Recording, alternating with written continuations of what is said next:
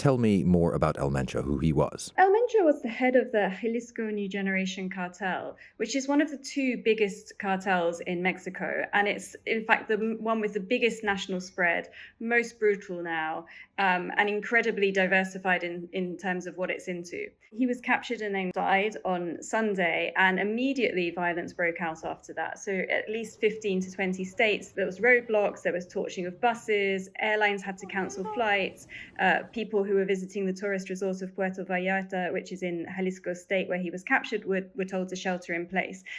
So a huge amount of violence across the country. By Monday, things had calmed down quite a lot. And by Tuesday, things were getting somewhat back to normal. But, the concern is this is not over yet, because what happens, and we've seen in the past in Mexico and in other countries, is that when you take out the head of a cartel, often you get fragmentation, internecine conflict, and that ends up generating more violence. So while everyone thinks this is a huge success, taking out El Mencho, which undoubtedly it is, I mean, it's a huge coup for the Mexicans, and also pleases the Americans, this could generate a lot more violence. Tell me more about the gang that El Mencho headed. This had grown to be Mexico's most important, significant criminal player.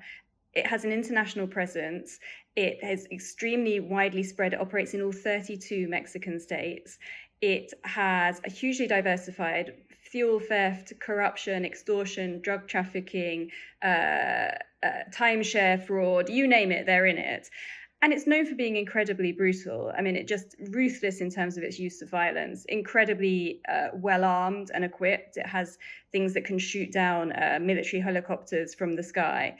And it uses drones as well to dump explosives in areas. So this cartel is an amalgam of affiliated groups, up to around 92 by some estimates. And it was a very vertical command structure because El Mencho was very good at keeping everyone in order, particularly because of just his complete, utter ruthlessness in terms of using violence.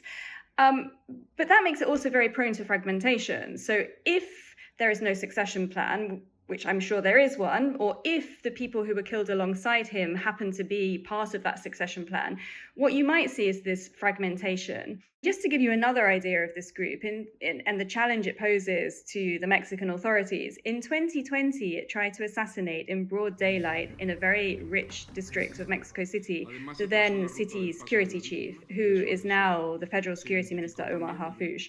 It failed, but it was something that people didn't think could have happened before. And so if you say this is a group that's particularly prone to fragmentation, and it is that kind of fragmentation and internecine fighting that leads to the violence, why take out El Mencho at all? Why go about it that way? I think there are two reasons for that. I mean, Claudia Sheinbaum is very serious about security. Since she came to power around 18 months ago, she has really made it clear that she is going to do something about the dire security situation in the country, which is a break from her predecessor.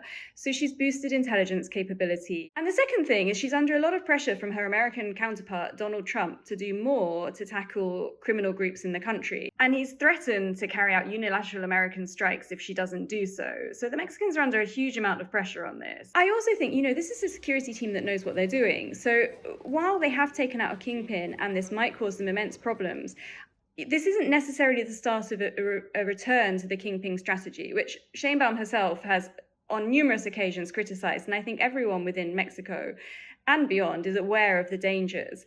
But I think she might have been pushed into this because it was such a valuable target. It's one that the Americans were really after. And indeed, it shows the capabilities that the Mexican forces have. I mean, everyone across the political spectrum is very impressed by this operation. And you said what started as quite a sharp spike in violence has already kind of tailed off. Do you think that's the end of this episode or just the end of this chapter? We should not read anything into the fact it's tailed off, or not too much.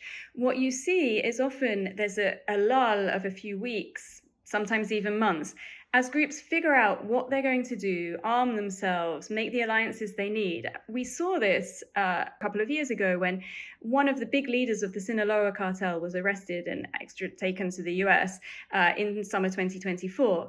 And there was a bit of violence, and then there was a calm, or more or less a calm. And then in September, war in Sinaloa state broke out between the two factions of the cartel. And that violence continues to this day, and the government, despite having sent thousands of troops, is unable to quell it. So there is still a huge risk of this, one that, in fact, the security minister mentioned in a press conference a couple of days ago. And they're going to have to be very alert to any sense of anything breaking out. Because if you don't immediately tamper down the flames, that can threaten to become an epidemic of violence. And this all matters and comes at a very crucial time for Mexico. It's also about the economy. Jalisco State is an extremely important business hub and investment hub. But moreover, or more interestingly to a lot of our listeners, will be that the World Cup is obviously going to be co-hosted by Mexico, the US, and Canada in just 4 months' time. And one of the matches, at least, is scheduled to be played in Guadalajara, the capital of Jalisco. So if there is any form of huge violent fallout from this, it's very likely to affect Mexico in many, many different ways, including affecting the World Cup. So what happens between now and then is really crucial. And not just Mexico, but the world's eyes will be on it. Sarah, thanks very much for joining us. Thanks for having me, Jason.